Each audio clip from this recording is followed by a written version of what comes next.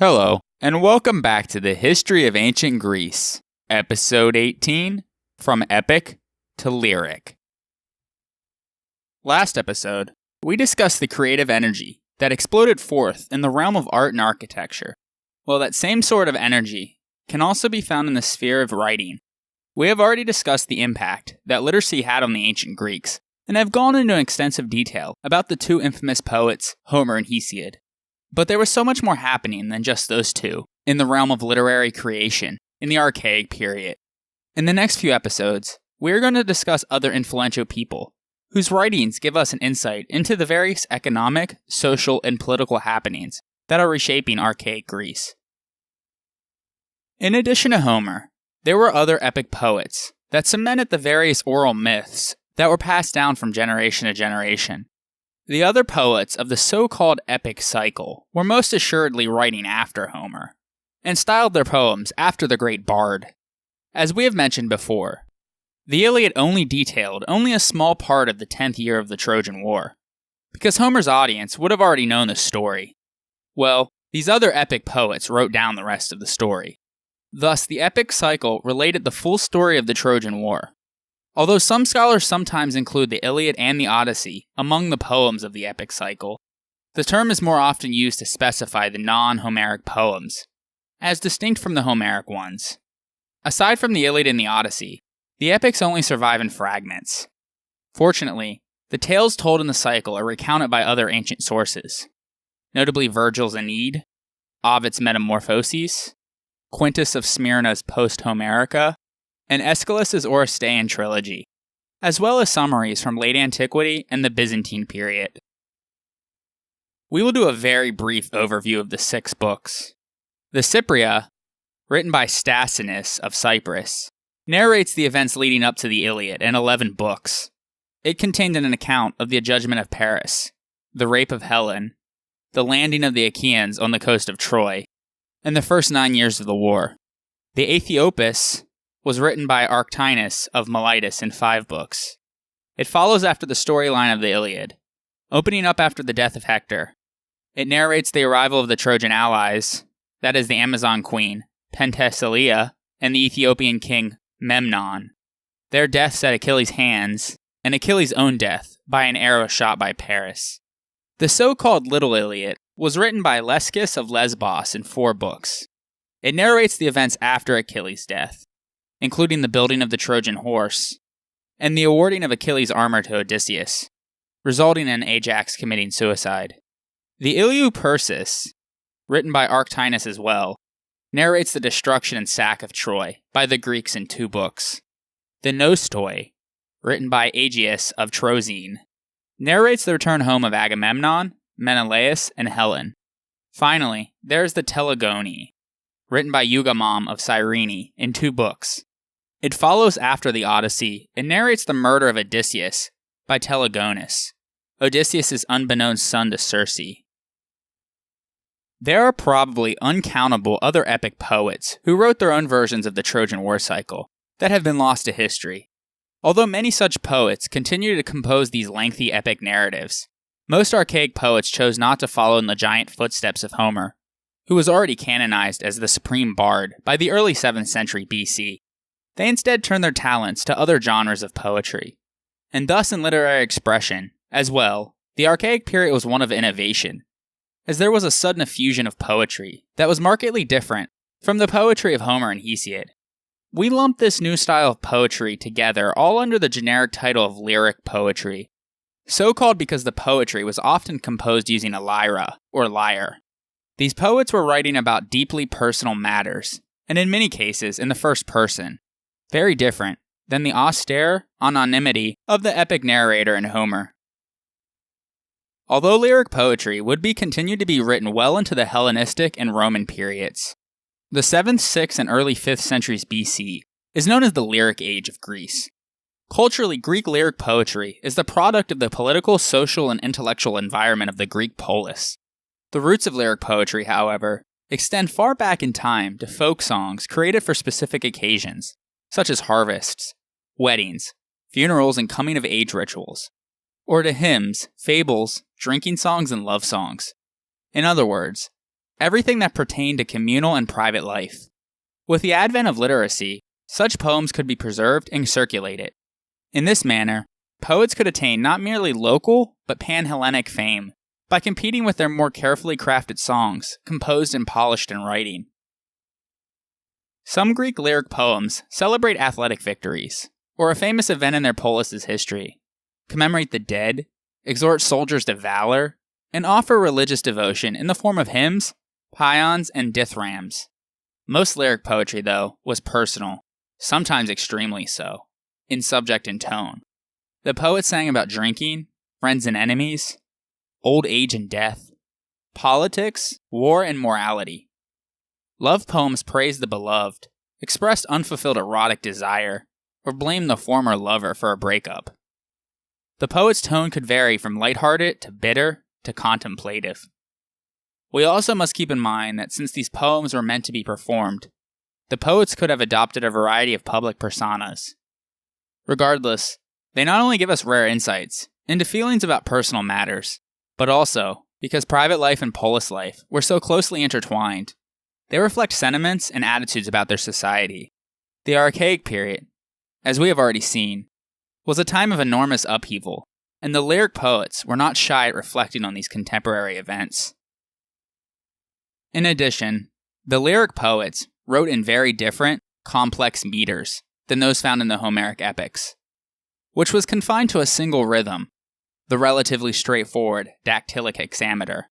Each of the several genres, commonly grouped under the name lyric, had its own metrical pattern, subject matter, occasion, tone, and musical accompaniment. Like epic poetry, lyric poetry was presented in performance. Lyric poetry is also known as melic poetry, from melos, meaning song, from where we get the word melody. However, they were not simply song lyrics in the modern sense.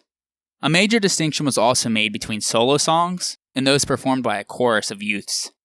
Lyric poems were presented before large public audiences at festivals, as well as in small private gatherings, like a symposium or drinking party.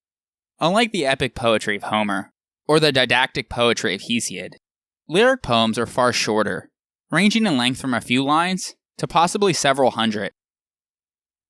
One of the most popular subgenres of lyric poetry was the elegy, though the ancients considered it a different category.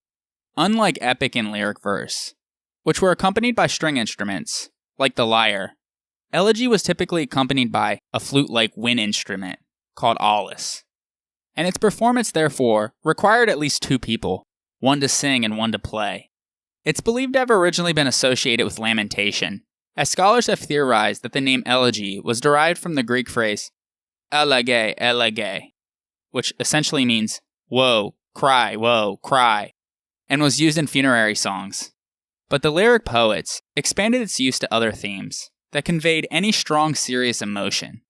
An elegiac couplet consists of two lines, a hexameter line followed by a pentameter line, and usually makes sense on its own, while forming part of a larger work.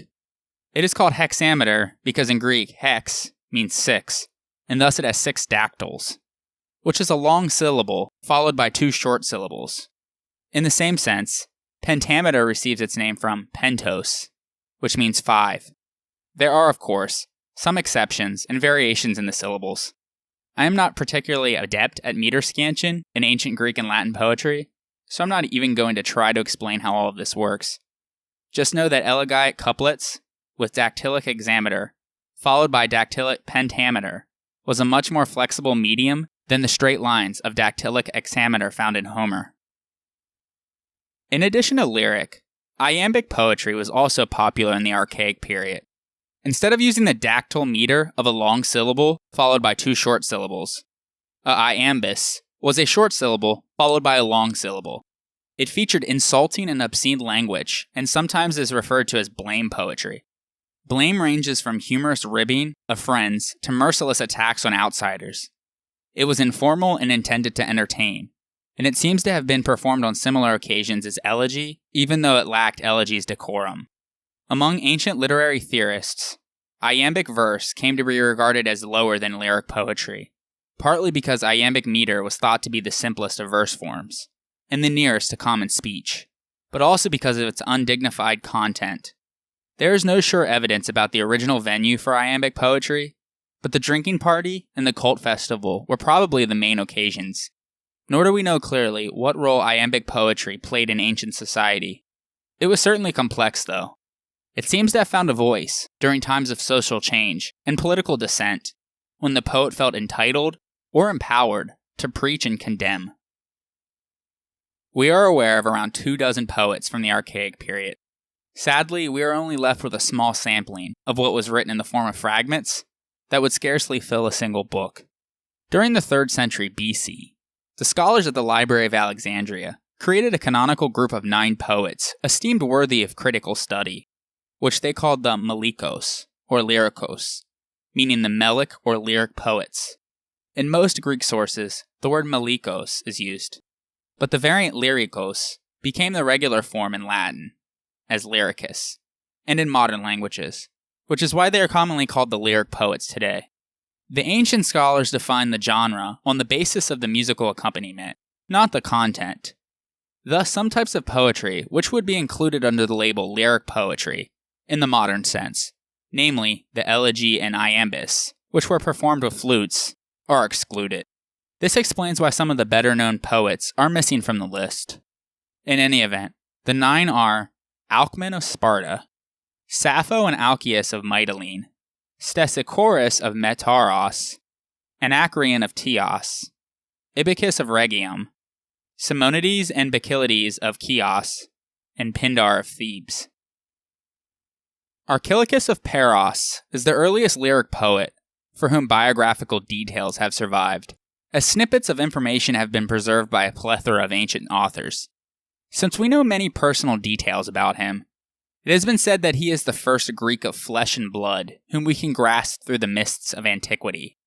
Dates aren't certain, but he flourished sometime between 680 and 620 BC. He is known for his ironic and satirical wit, with which he did not hesitate to mock not only events and his fellow man, but also himself. Having been the son of a nobleman and a slave woman, he would have been excluded from the ruling class, which explains his viewpoint against the old heroic ideal.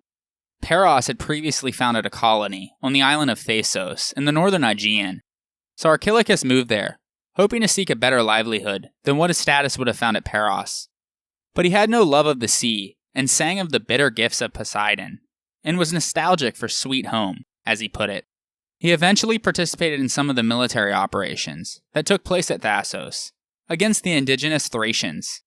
In Homer's day, it was unthinkable for a poet to be a warrior, but thanks to the Hoplite Revolution, we see that change taking place with Archilochus, who broke the mold and openly referred to himself as both a poet and a warrior. He stresses the importance of his dual role by saying, "I am the squire of the Lord of War, Ares, and I understand the lovely gifts of the Muses." And again he says, "In my spear is my kneaded barley bread. In my spear, my Ismarian wine. I drink, leaning on my spear." Archilochus also seems to have made a living, at least part of the time, as a mercenary soldier. We talked about hoplite warfare, with people fighting for their communities. But there were also some men who freelanced, and Archilochus seems to have been one of them. Thus, where Tyrtaeus and Calinus stress the heroic deeds of defending your polis, it is not shocking that Archilochus, a man for hire, pokes fun at them. In regards to patriotism to a polis, he says, "Well, some Thracian is enjoying the shield which I left. I had no choice, so I left it in a bush. Oh well, I saved my skin, so what do I care about the shield? To hell with it. A new one's just as good." It should be noted that he wasn't a coward. He did fight for Paros at one point, as he was reported to have been killed defending Paros against the neighboring Naxians. Regardless, this is not the boast of a Homeric hero. Archilochus also uses humor to puncture the pretentiousness of the nobles by poking fun at their obsession with physical beauty and manly excellence, by saying, "I don't like a general who is big and walks with swagger, or who glories in his curly hair and shaves off his mustache.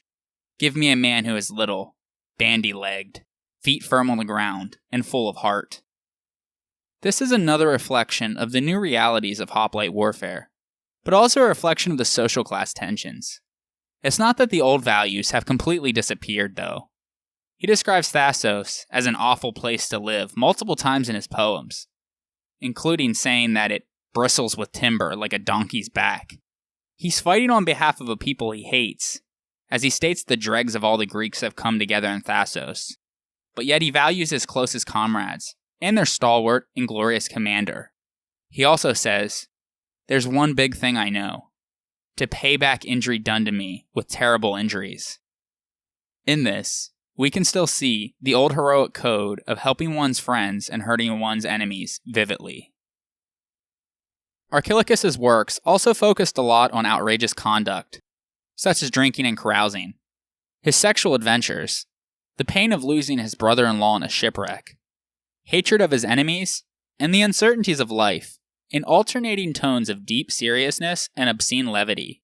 His style is sparsely embellished, with few adjectives and brief similes. He used colloquial language and perfected satire in iambic verse. Elegies, epigrams, and hymns have also been attributed to him. All that remains, sadly, are fragments, the longest of which consists of only 10 lines.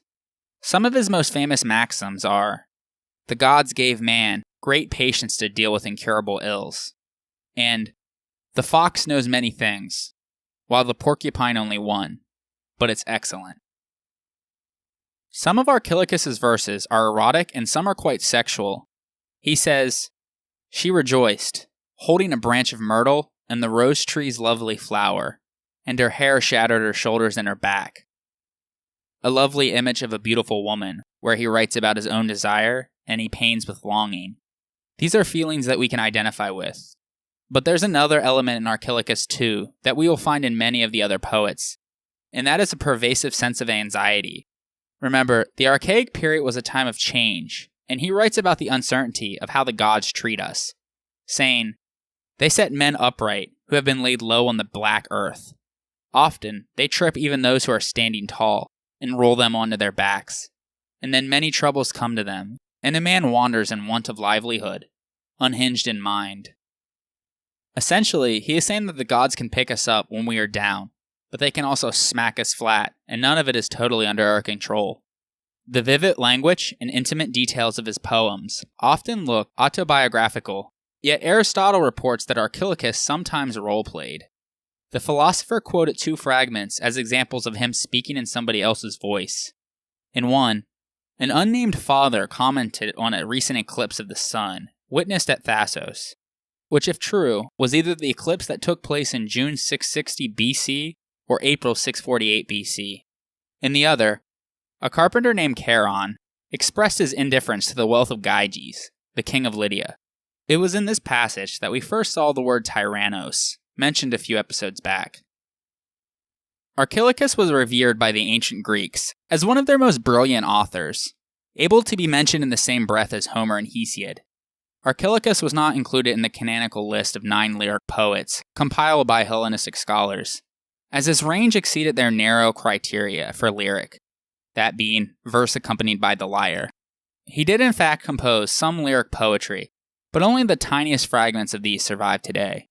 However, they include one of the most famous of all lyric utterances, a hymn to Heracles, with which victors were hailed at the Olympic Games, featuring a resounding refrain, "Tenella kalanike," meaning, "Joyful greetings, glorious victor," in which the first word imitates the sound of the lyre. Paradoxically, though, for all of his skill as a poet, Archilochus was also censored as the archetypal poet of blame. The Spartans, for example, found Archilochus so outrageous that they forbade the recitation of his poetry at Sparta, lest it harm their morals, according to the Roman author Valerius Maximus. In antiquity, the expression Archilochian dart illustrated the quality of Archilochus's satire and came to denote any such scathing comment. Pindar wrote that he fattened himself on harsh words of hatred. Plutarch condemned him for his unseemly and lewd utterances directed towards women. Of course, he was referring to what he wrote about his love affair with his embittered fiancée, named Niobe, and her father, Lycambes. He was angry at Lycambes for reneging on their betrothal agreement, presumably because her father disliked his unabashed poetry. So Archilochus retaliated with such poetic abuse with highly critical language that Lycambes, Neobule, and her sisters were reported to have been driven to suicide. Yet, some ancient scholars interpreted his motives more sympathetically. Dio Chrysostom wrote, "Of the two poets, who for all time deserve to be compared with no other, namely Homer and Archilochus. Homer praised nearly everything, but Archilochus went to the opposite extreme, to censor, seeing that men are in greater need of this. And first of all, he censors himself, thus winning for himself the highest commendation from the heavens."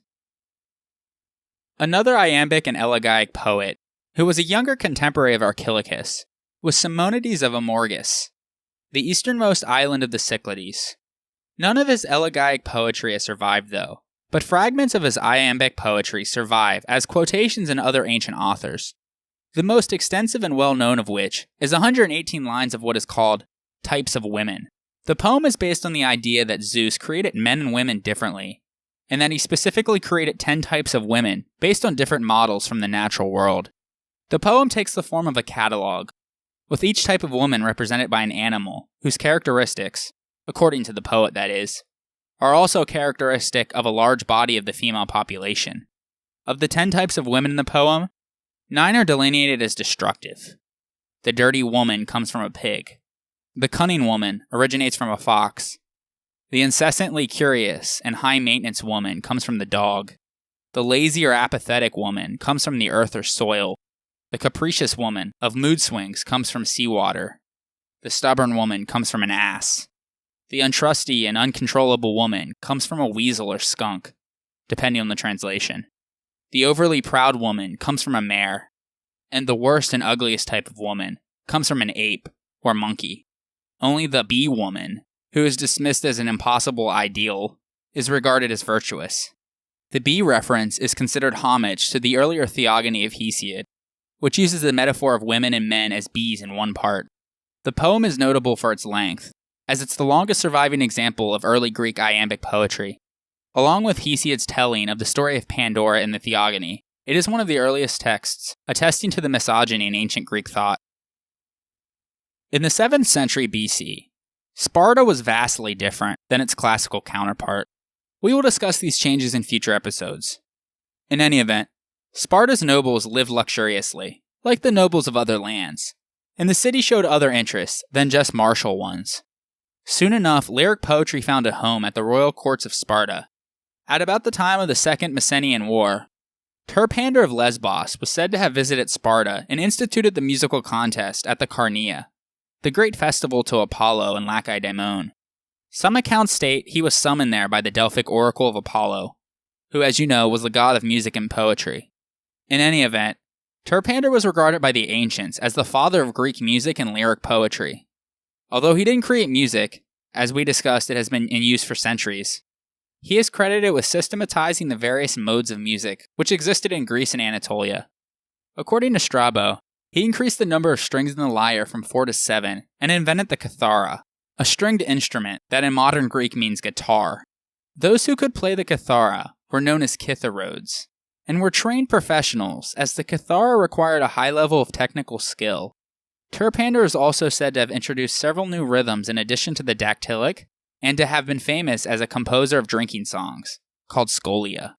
No poems attributed to Terpander survive complete, and very few lines of his are quoted by later Greek writers. It must be regarded as doubtful whether he actually even worked in writing. According to tradition, Terpander is said to have died by choking on a fig when the fruit was thrown in appreciation of one of his performances. Thaletes was another early Greek musician and poet that migrated to Sparta. Plutarch states that he was invited by the semi-mythical lawgiver Lycurgus, who had left Sparta and was traveling around the Aegean to study the various forms of government, in order to create the most effective constitution for Sparta. At that time, Sparta was embroiled in factional strife. While on Crete at Gortyn, Lycurgus met Thaletes, who was a wise statesman and lyric poet. He convinced him to go to Sparta, where he introduced from his native Crete certain principles or elements of music and rhythm which did not exist in Terpander's system, and thereby founded the second of the musical schools, which flourished at Sparta. The improvements were in the realm of religious rites to Apollo in songs and dances. Plutarch writes that his odes were so many exhortations to obedience and harmony, and their measured rhythms were permeated with ordered tranquility, so that those who listened to them were insensibly softened in their dispositions, insomuch that they renounced the mutual hatreds, which were so rife at that time, and dwelt together in a common pursuit of what was high and noble. Effectively, if you believe Plutarch, Lycurgus sent Thaletus to Sparta to hypnotize the people into peace. Well, I never said Plutarch wasn't a good storyteller. In any event, we will cover Lycurgus in much greater detail in a future episode. Plutarch and the other writers speak of Thaletes as a lyric poet, and it is pretty certain that the musical compositions of his age and school were often combined with suitable original poems, though sometimes they were adapted to the verses of Homer. Be this as it may, no remains of the poetry of Thaletus has survived. So that makes 2 Spartan poets who have left us with nothing. Well, luckily for us, the third time's a charm. It just so happens that there was a third foreigner at that time who was in Sparta, a man named Alcman. He's considered the earliest of the canonical 9 lyric poets, as determined by Hellenistic Alexandria, and was responsible for the evolution of early lyric choral poetry into a written body of literature. Not much is known about his life, though. He was purported to have been from the Lydian capital of Sardis. According to Aristotle, Alcman came to Sparta as a slave, sold to a noble family, but was eventually emancipated because of his great poetic skill. Alcman was particularly celebrated for his erotic poetry, not all of which was necessarily based on personal experience. His work was collected into 6 books by the Hellenistic Alexandrians. He also wrote music to accompany his verse. The songs were performed by a chorus, mainly of maidens rather than a singer, and were therefore known as parthenia, or songs for virgins. Approximately 100 verses of these have survived. Alcman was said to have composed songs for Spartan boys as well, but those are lost. He himself played the kithara, but also used the aeolus, saying that it harmonized well to the voices of children and girls. Referring to the expressive and joyous style of his music, he aptly said, "I know the songs of the birds, the songs of all the birds." The short surviving excerpts of his work, composed in the Doric dialect of Sparta, leave us with the impression of a charming and simple poetic style, just slightly commonplace. He does, however, distinguish himself with certain exceptional descriptions of nature, in the manner of Hesiod. Aristotle reported that Alcman died in Sparta from a pestilent infestation of lice. Pausanias said he was buried in Sparta, next to the tomb of Helen of Troy. Take that for what it's worth, though. Tyrtaeus also was a poet of Sparta of the 7th century BC. Several ancient sources, including Plato, Strabo, and Pausanias, believe that he was an Athenian who defected to Sparta. Yet Tyrtaeus wasn't listed by Herodotus among the 2 foreigners ever to have been awarded Spartan citizenship, implying that he was a natural-born Spartan. Confusion about his place of origin could have had several causes. It might have been due to later ancient assumptions that Sparta was too, well, Spartan, ever to have produced a talented poet of its own, and thus he had to have been Athenian, or because Tyrtaeus didn't compose in the Doric dialect, or vernacular of Sparta, unlike his near contemporary Alcman, but imitated the conventional literary dialect of Homer, which was Ionian. The poet's tone of authority when addressing the Spartan warrior class seems to indicate that he was one of them. Either way, he wrote many poems for Sparta, known especially for his political and military elegies, exhorting Spartans to support the state authorities and to fight bravely against the Messenians, who had temporarily succeeded in wresting their land away from Spartan control, hence the need for the aforementioned Second Messenian War. Unfortunately, only 3 fragments of his work have survived. In one of them, as we saw in the Hoplite Warfare episode, he says that he does not give a damn for the list of honorable things found in Homer. All that matters for a good man in Sparta is that he has Andrea, or courage, while fighting in the phalanx. You are nothing without courage. You receive honor for fighting hard, and even more so if you die defending the polis. As Tyrtaeus had a big impact on the mindset of Spartan warriors, we will come back to him in a future episode. Calinus of Ephesus, who we quoted also in the Hoplite Warfare episode, was Tyrtaeus' contemporary, and also wrote martial-themed elegies. Only a few fragments of Calinus' poetry have survived, though. One of the longest fragments, consisting of 21 lines of verse, is a patriotic exhortation to his fellow Ephesians, urging them to fight the invading Cimmerians, who were menacing the Greek colonies in Asia Minor after they had sacked the Phrygian kingdom in the 7th century BC. He writes, "It is honorable and splendid for a man to fight for his country and children and wedded wife against his enemies. But death will come whenever the fates so spin." Mimnermus was an elegiac poet from either Colophon or Smyrna in Ionia, who flourished about 630 to 600 BC. He wrote about myth and was strongly influenced by the example of Homer, yet he wrote short poems suitable for performance at drinking parties. However, he was remembered by ancient authorities chiefly as a love poet. His work was collected by Alexandrian scholars in just 2 books, and today only small fragments survive. Almost no reliable biographical details have been recorded. One ancient account linked him romantically with his flute girl, who subsequently gave her name, Nano, to one of his 2 books. Mimnermus was also capable of playing all by himself, as Strabo described him as both a pipe player and an elegiac poet. Plutarch was critical of the poet's self-indulgence. Mimnermus, however, was not timid in his hedonism, exhorting others to live immoderately, saying, "Enjoy yourself. Some of the harsh citizens will speak ill of you, some better." As we have seen with Tyrtaeus and Calinus, archaic elegy was often used for patriotic purposes, and Mimnermus also assumed this role as a poet. He describes the heroic exploits of a Smyrnaean warrior against the cavalry of the Lydian king Gyges. Mimnermus evidently hoped thereby to strengthen his countrymen's resolve against further Lydian encroachments. He was alive when Smyrna was besieged for the final time by the Lydians under Alyattes, and possibly he died with the town. The disappearance of Smyrna for the next 300 years might be the reason why Colophon was able to claim the poet as one of its own. Yet Smyrna's own claim persisted, and this suggests that its claim was true. Arion of Lesbos played the kithara and was a poet credited with inventing the dithram, a wildly enthusiastic hymn, sung and danced in honor of Dionysus. According to Aristotle, a dithram was the forerunner of Athenian tragedy. Arion, though, left Lesbos and traveled to Sicily, where he won a musical competition. On his return trip, Herodotus relates a famous folktale. Arion was kidnapped by a group of pirates, who sought to kill him and steal the rich prizes he had won. Arion was given the choice of suicide with a proper burial on land, or being thrown into the sea to perish. Neither prospect appealed to Arion, so he played his kithara and sang a praise to Apollo, the god of music, and his song attracted a number of dolphins around the ship. At the end of the song, Arion threw himself into the sea, but one of the dolphins saved his life and carried him to safety at the sanctuary of Poseidon at Cape Taenairon on the southern coast of the Peloponnese. When he reached land, he continued his journey to Corinth, where the tyrant Periander welcomed him graciously. Arion supposedly introduced the dithram to Corinth and was under the patronage of Periander. Eventually, those same pirates made their way to Corinth, and the tyrant had them executed. While not entirely impossible, I suppose, the veracity of this entire dolphin and pirate story is questionable at best.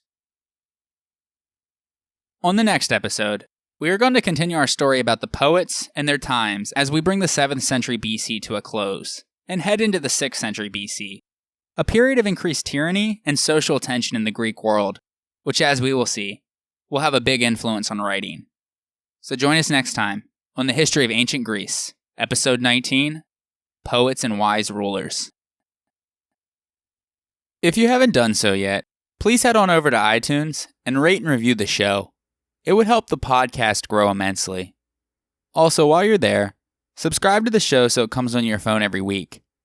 If you don't have iTunes, you can catch the show on SoundCloud, Stitcher, or Google Play. Also, make sure you are checking out the website at thehistoryofancientgreece.com, where I've posted a lot of neat supplementary photos, maps, and charts for each episode. Thanks everyone for your continued support, and I hope you are enjoying the podcast. I would like to give a special thanks to the amazing artist Michael Levy for allowing me to feature his music on this podcast. He transports you to the ancient world, bringing to life the melodies and using the techniques of the past. A new song will be played every episode. This one is titled Ancient Greek Musical Fragment Poem from his album, The Ancient Greek Lyre. If you like what you heard and are curious to learn more about ancient Greek music, check out his website at ancientlyre.com. His albums are available in every major digital music store, including iTunes, Amazon, and Spotify.